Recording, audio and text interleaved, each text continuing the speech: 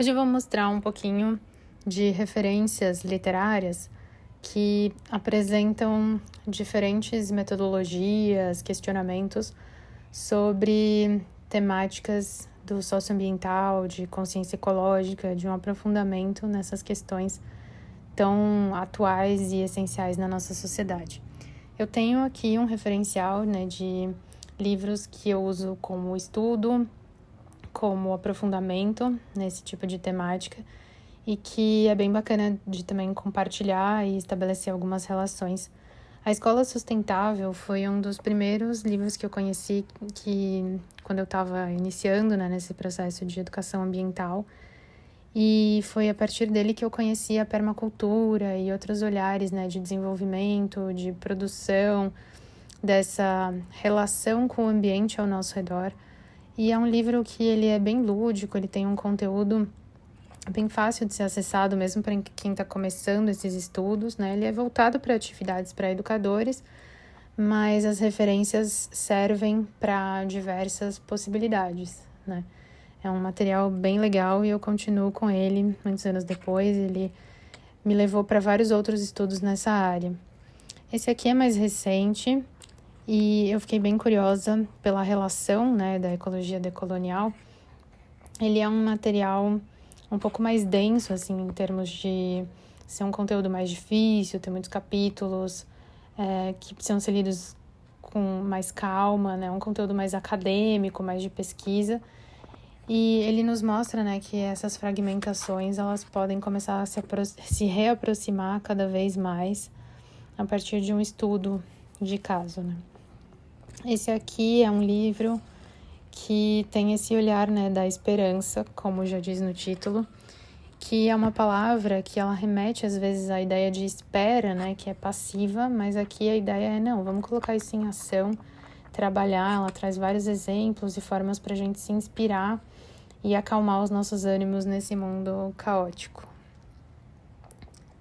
Aqui, Depois do Fim, é um livro que são ensaios, são textos curtos de vários autores diferentes, com experiências históricas diferentes, voltados para essa ideia do antropoceno, de falar sobre esse termo que é utilizado, num cenário cultural para designar essa era de interferências humanas no planeta.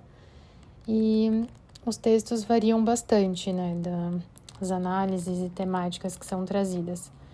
E A Revolução das Plantas é um dos livros desse autor, do Stefano Mancuso, que ele é um botânico, ele faz estudos sobre as plantas levadas para o espaço, sobre a relação cultural com as plantas, sobre as plantas e a visão e a relação com o sol, enfim, são vários temas bem interessantes e é um formato de conversa, assim, ele tem uma linguagem bem fluida, é bem fácil de ler, mesmo para quem não tem tanto hábito da leitura ou familiaridade com o tema, mas ele agrega bastante conteúdo para quem já tem um pouco mais de conhecimento também.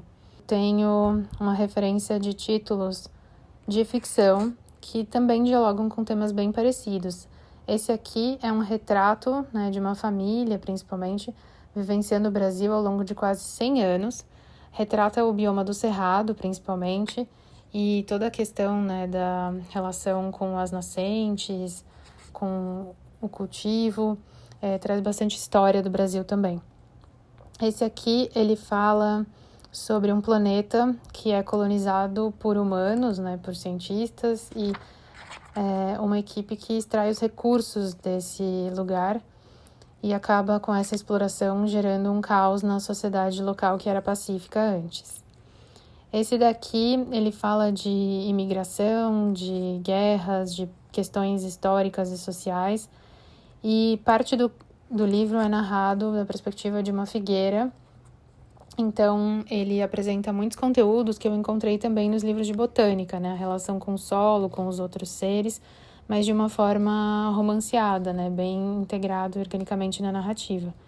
Verônica e os Pinguins, a nossa protagonista, tem 85 anos e ela decide empreender uma viagem para visitar os pesquisadores de uma espécie de pinguins. E ela vai lá viver na região das geleiras por algumas semanas, desafiando todos, numa história que é bem fofinha, mas fala de um tema bem sério. E em Nós, a gente tem uma antologia escrita por vários autores de diferentes etnias indígenas aqui do Brasil. Ele é um livro que é recomendado, né, para um público mais novinho, ele é de um selo da Companhia das Letrinhas, né? E ele é todo ilustrado, ele tem histórias curtas que retratam, né, a origem do ser humano, a relação com a natureza, de uma forma bem voltada para as narrativas orais, né, e as cosmogonias dos povos que estão sendo representados aqui. Então a gente vê, né, que esse universo que retrata os imaginários, ele pode ser fundamentado nas teorias, metodologias e conteúdos de pesquisa, mas ele também pode passar por esse universo dos imaginários ficcionais, dessas práticas subjetivas, artísticas, complementares, uma complementa a outra.